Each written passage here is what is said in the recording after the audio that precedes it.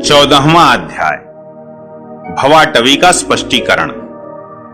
श्री सुखदेव जी कहते हैं, राजन, देहाभिमानी जीवों के द्वारा सत्वादि गुणों के भेद से शुभ, अशुभ और मिश्र 3 प्रकार के कर्म होते रहते हैं। उन कर्मों के द्वारा ही निर्मित नाना प्रकार के शरीरों के साथ होने वाला जो संयोग वियोग आदि रूप अनादि संसार जीव को प्राप्त होता है, उसके अनुभव के 6 द्वार हैं।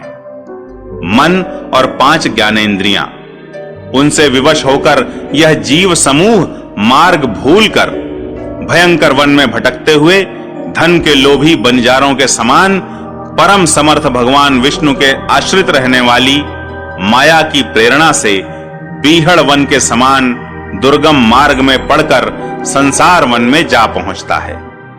यह वन श्मशान के समान अत्यंत अशुभ है। इसमें भटकते हुए उसे अपने शरीर से किए हुए कर्मों का फल भोगना पड़ता है। यहां अनेकों विघ्नों के कारण उसे अपने व्यापार में सफलता भी नहीं मिलती, तो भी यह उसके श्रम को शांत करने वाले श्री हरि एवं गुरुदेव के चरणारविंद मकरंद मधु के रसिक भक्त भ्रमरों के मार्ग का अनुसरण नहीं करता। इस संसार वन में मन सहित 6 इंद्रियां ही अपने कर्मों की दृष्टि से डाकुओं के समान हैं। पुरुष बहुत सा कष्ट उठाकर जो धन कमाता है, उसका उपयोग धर्म में होना चाहिए। वही धर्म यदि साक्षात भगवान परम पुरुष की आराधना के रूप में होता है, तो उसे परलोक में निःश्रेयस का हेतु बतलाया गया है।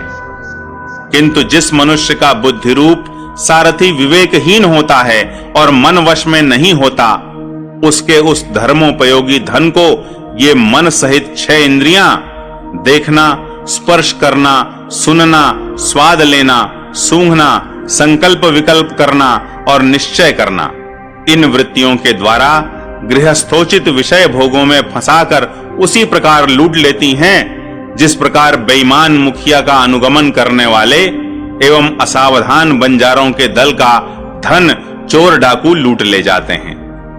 ये ही नहीं, उस संसार वन में रहने वाले उसके कुटुंबी भी, जो नाम से तो स्त्री पुत्रादि कहे जाते हैं, किंतु कर्म जिनके साक्षात भेड़ियों और गीदड़ों के समान होते हैं, उस अर्थ लोलुप कुटुंबी के धन को उसकी इच्छा न रहने पर भी उसके देखते देखते इस प्रकार छीन ले जाते हैं जैसे भेड़िए गडरियों से सुरक्षित भेड़ों को उठा ले जाते हैं। जिस प्रकार यदि किसी खेत के बीजों को अग्नि द्वारा जला न दिया गया हो, तो प्रतिवर्ष जोतने पर भी खेती का समय आने पर वह फिर झाड़ झंखाड़, लता और तृण आदि से गहन हो जाता है।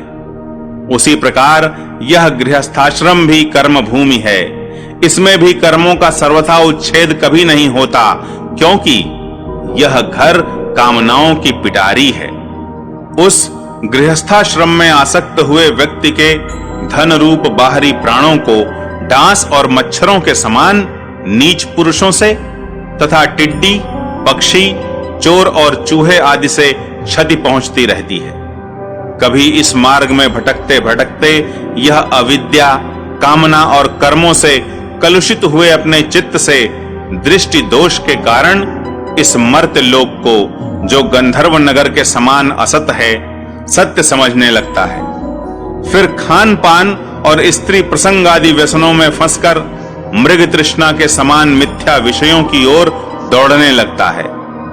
कभी बुद्धि के रजोगुण से प्रभावित होने पर सारे अनर्थों की जड़ अग्नि के मल रूप सोने को ही सुख का साधन समझकर उसे पाने के लिए लालायित हो इस प्रकार दौड़ धूप करने लगता है जैसे वन में जाड़े से ठिठुरता हुआ पुरुष अग्नि के लिए व्याकुल होकर उल्मुख पिशाच की ओर उसे आग समझकर दौड़े।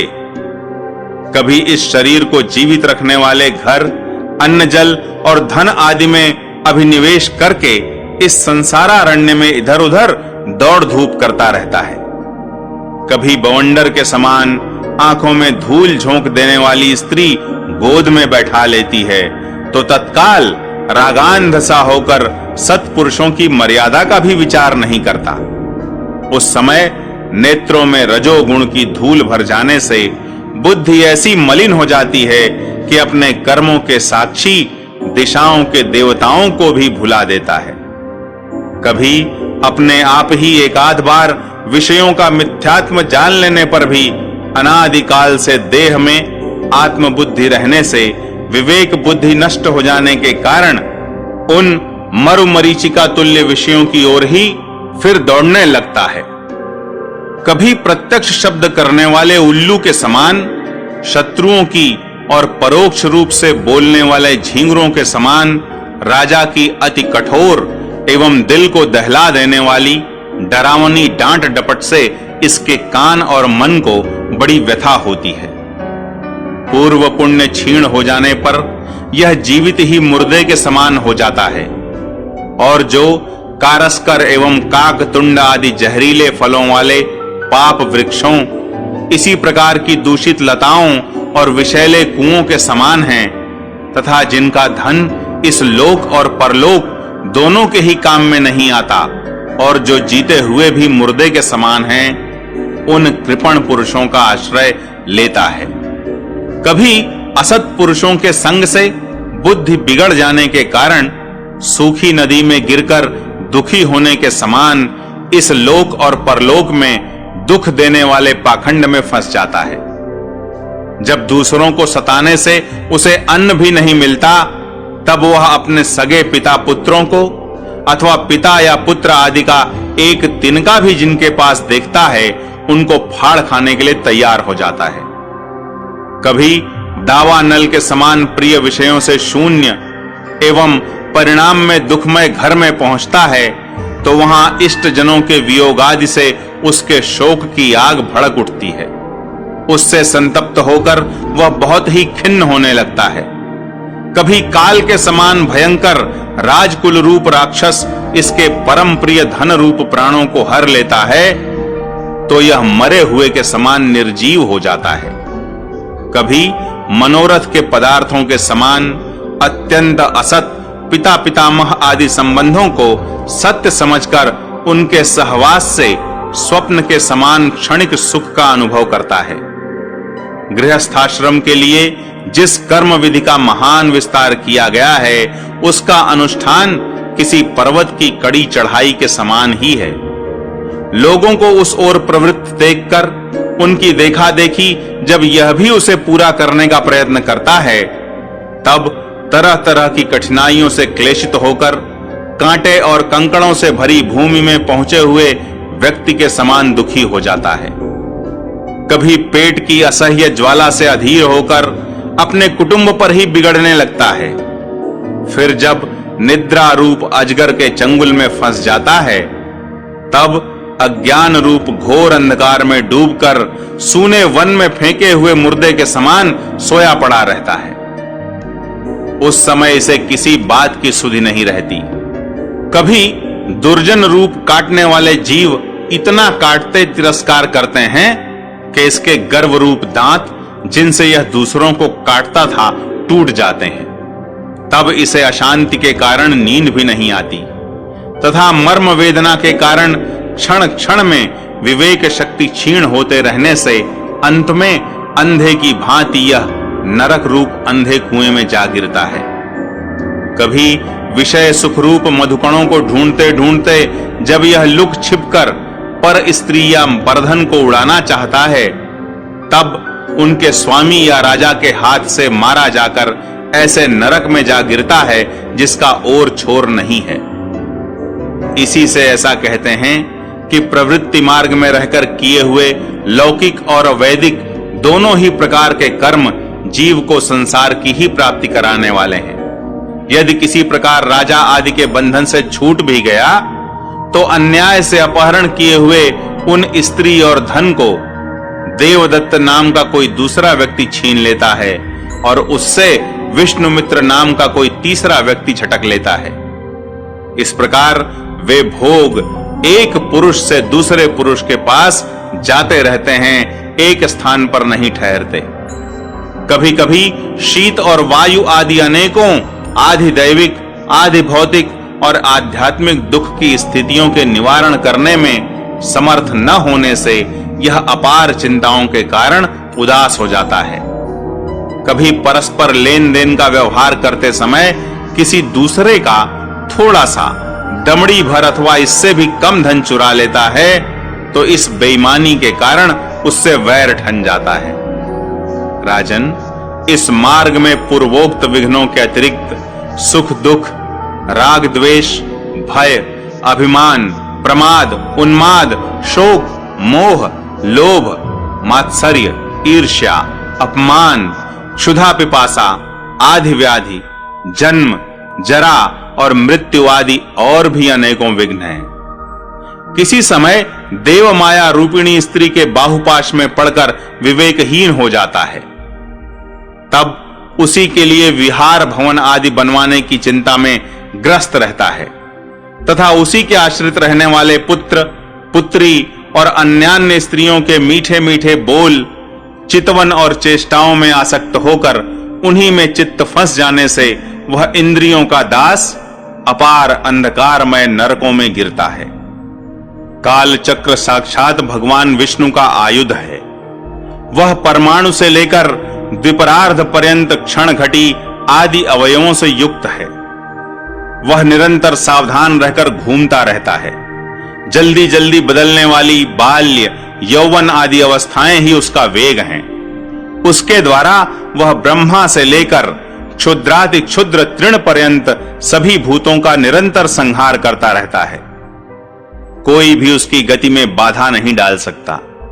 उससे भय मानकर भी जिनका यह काल चक्र निज आयुध है, उन साक्षात भगवान यज्ञ पुरुष की आराधना छोड़कर यह मंदमति मनुष्य पाखंडियों के चक्कर में पड़कर उनके कंक, गिद्ध, बगुला और बटेर के समान आर्य शास्त्र बहिष्कृत देवताओं का आश्रय लेता है, जिनका केवल वेद बाह्य अप्रामाणिक आगमों ने ही उल्लेख किया हुआ है।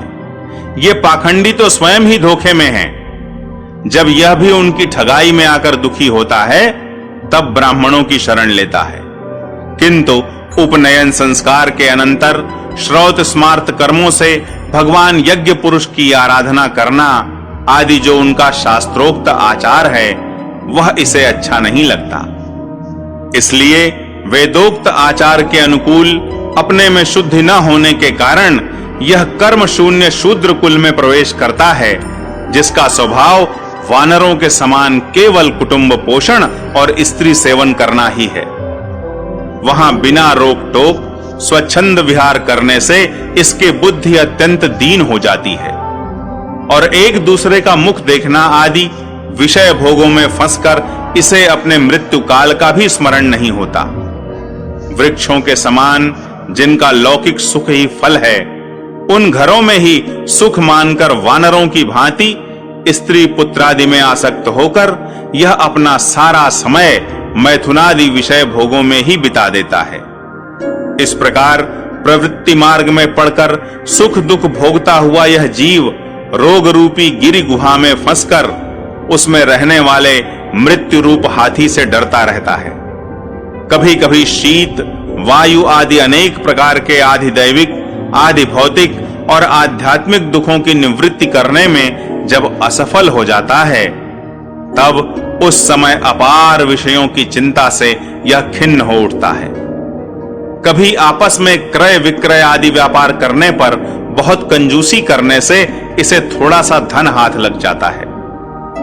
कभी धन नष्ट हो जाने से जब इसके पास सोने, बैठने और खाने आदि की भी कोई सामग्री नहीं रहती, तब अपने अभीष्ट भोग न मिलने से यह उन्हें चोरी आदि बुरे उपायों से पाने का निश्चय करता है। इससे इसे जहां तहां दूसरों के हाथ से बहुत अपमानित होना पड़ता है।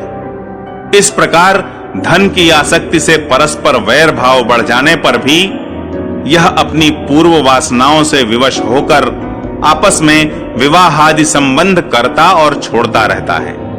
इस संसार मार्ग में चलने वाला यह जीव अनेक प्रकार के क्लेश और विघ्न बाधाओं से बाधित होने पर भी मार्ग में जिस पर जहां आपत्ति आती है अथवा जो कोई मर जाता है, उसे जहां का तहां छोड़ देता है तथा नए जन्मे हुओं को साथ लगाता है, कभी किसी के लिए शोक करता है, किसी का दुख देखकर मूर्छित हो जाता है, किसी के वियोग होने की आशंका से भयभीत हो उठता है, किसी से झगड़ने लगता है, कोई आपत्ति आती है तो रोने चिल्लाने लगता है, कहीं कोई मन के अनुकूल बात हो गई तो प्रसन्नता के मारे फूला नहीं समाता, कभी गाने लगता है और कभी उन्हीं के लिए बंधने में भी नहीं हिचकता। साधुजन इसके पास कभी नहीं आते, यह साधु संग से सदा वंचित रहता है। इस प्रकार यह निरंतर आगे ही बढ़ रहा है। जहां से इसकी यात्रा आरंभ हुई है और जिसे इस मार्ग की अंतिम अवधि कहते हैं, उस परमात्मा के पास यह अभी तक नहीं लौटा है। परमात्मा तक तो योग शास्त्र की भी गति नहीं है। जिन्होंने सब प्रकार के दंड का त्याग कर दिया है, वे निवृत्ति परायण संयतात्मा मुनिजन ही उसे प्राप्त कर पाते हैं। जो दिग्गजों को जीतने वाले और बड़े बड़े यज्ञों का अनुष्ठान करने वाले राजर्षि हैं, उनकी भी वहां तक गति नहीं है। वे संग्राम भूमि में शत्रुओं का सामना करके केवल प्राण परित्याग ही करते हैं तथा जिसमें यह मेरी है ऐसा अभिमान करके वैर ठाना था, उस पृथ्वी में ही अपना शरीर छोड़कर स्वयं परलोक को चले जाते हैं। इस संसार से वे भी पार नहीं होते। अपने पुण्य कर्म रूप लता का आश्रय लेकर यदि किसी प्रकार यह जीव इन आपत्तियों से अथवा नरक से छुटकारा पा भी जाता है, तो फिर इसी प्रकार संसार मार्ग में भटकता हुआ इस जन समुदाय में मिल जाता है। यही दशा स्वर्गादि ऊर्ध्व लोकों में जाने वालों की भी है। राजन, राजर्षि भरत के विषय में पंडित जन ऐसा कहते हैं, जैसे गरुड़ जी की होड़ कोई मक्खी नहीं कर सकती, उसी प्रकार राजर्षि महात्मा भरत के मार्ग का कोई अन्य राजा मन से भी अनुसरण नहीं कर सकता। उन्होंने पुण्य कीर्ति श्री हरि में अनुरक्त होकर अति मनोरम स्त्री, पुत्र, मित्र और राज्यादि को युवावस्था में ही विष्ठा के समान त्याग दिया था। दूसरों के लिए तो इन्हें त्यागना बहुत ही कठिन है। उन्होंने अति दुस्त्यज पृथ्वी, पुत्र, स्वजन, संपत्ति और स्त्री की तथा जिसके लिए बड़े बड़े देवता भी लालायित रहते हैं, किंतु जो स्वयं उनकी दया दृष्टि के लिए उन पर दृष्टिपात करती रहती थी, उस लक्ष्मी की भी लेश मात्र इच्छा नहीं की। यह सब उनके लिए उचित ही था, क्योंकि जिन महानुभावों का चित्त भगवान मधुसूदन की सेवा में अनुरक्त हो गया है, उनकी दृष्टि में मोक्ष पद भी अत्यंत तुच्छ है। उन्होंने मृग शरीर छोड़ने की इच्छा होने पर उच्च स्वर से कहा था कि धर्म की रक्षा करने वाले, धर्मानुष्ठान में निपुण, योगगम्य, सांख्य के प्रतिपाद्य, प्रकृति के अधीश्वर, यज्ञ मूर्ति सर्वांतर्यामी श्री हरि को नमस्कार है। राजन, राजर्षि भरत के पवित्र गुण और कर्मों की भक्त जन भी प्रशंसा करते हैं। उनका यह चरित्र बड़ा कल्याणकारी, आयु और धन की वृद्धि करने वाला, लोक में सुयश बढ़ाने वाला और अंत में स्वर्ग तथा मोक्ष की प्राप्ति कराने वाला है। जो पुरुष इसे सुनता या सुनाता है और इसका अभिनंदन करता है, उसकी सारी कामनाएं स्वयं ही पूर्ण हो जाती हैं। दूसरों से उसे कुछ भी नहीं मांगना पड़ता।